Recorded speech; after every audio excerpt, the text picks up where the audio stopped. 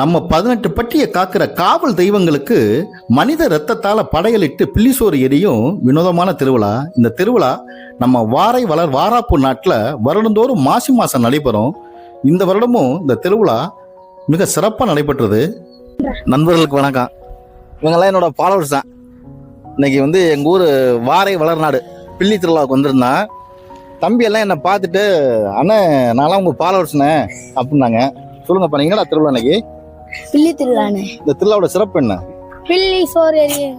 எப்படி எரிவாங்க? சோத்துல கலந்து தொடைய கிழிச்சு ரத்தத்தை எடுத்து இது சோத்துல இருந்து ஆவிய வீசுவாங்கன்னா அது கீழே வராதான்.